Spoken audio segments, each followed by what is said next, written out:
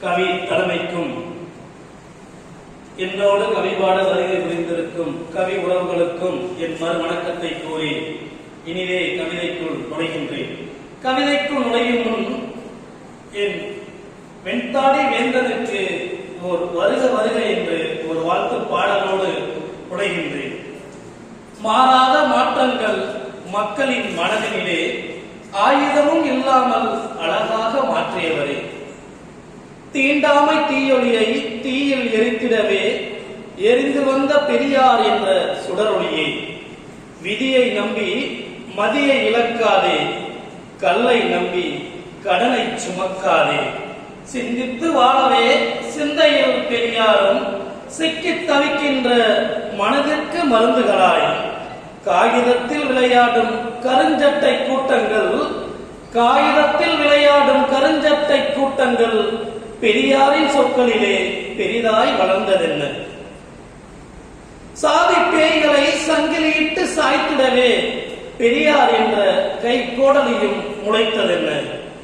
பெரியாரை நினைத்தாலே சீறி வரும் வரிகள் எல்லாம், பெரியாரை நினைத்தாலே சீறி வரும் வரிகள் எல்லாம் சாதிகள் இன்றி சமத்துவம் பேசியே செல்கிறது. பெரியாரை நினைத்தாலே சீறி வரும் வரிகள் எல்லாம் சாதிகள் இன்றி சமத்துவம் பேசியே செல்கிறது. மண்ணடிமை ஒழித்திடவே பெண்ணுக்காக உழைத்திடவே சாதி மத வேதங்களை நீக்கிய சமத்துவ தலைவனே, தலையில் சுமந்த செருப்புகள் எல்லாம் தன் காலில் பயணமாக செல்கிறது.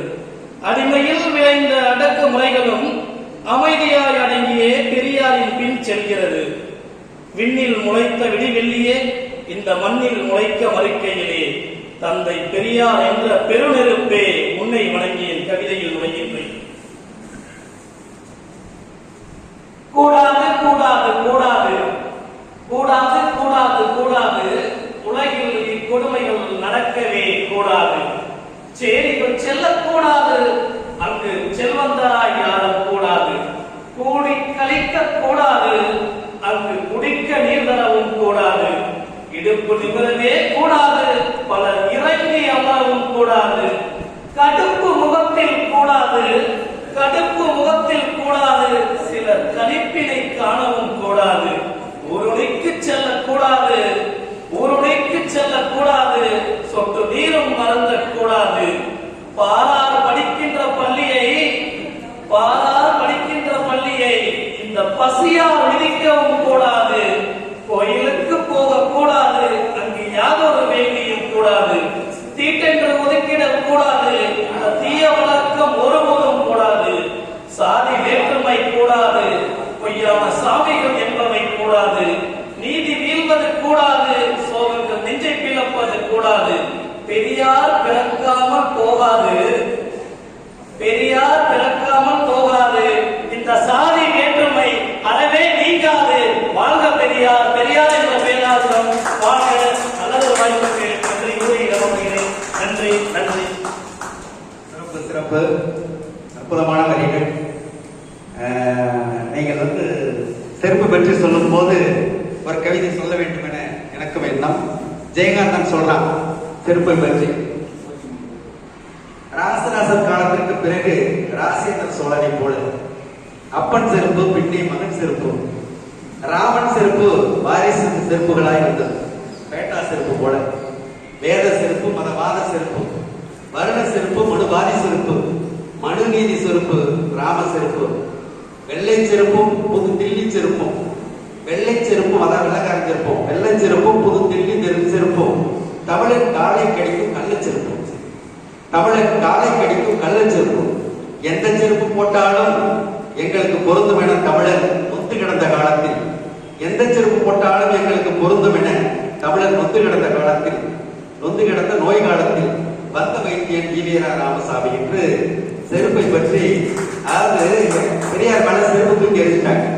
எரிஞ்ச உடனே பெரியார் வண்டியில் போயிட்டு இருந்தவர், கடவுள் தான் நடந்தது.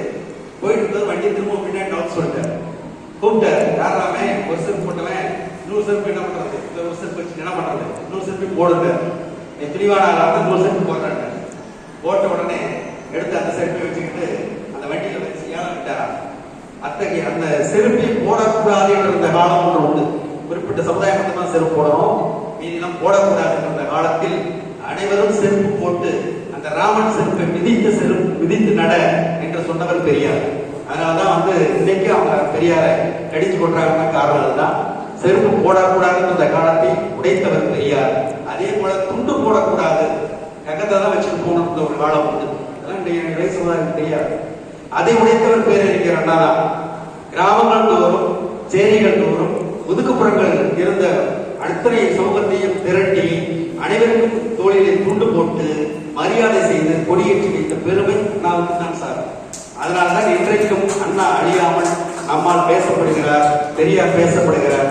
ஈரோட்டில் வளர்ந்தவர்கள் ஈரோட்டு பூகம்பமாய் என்றும் நிலைத்திருக்கிறார்கள் என்பதை சொல்லி கவிக்கு பாராட்டுகளை வாழ்த்துக்களை தெரிவித்துக் கொள்கிறேன்.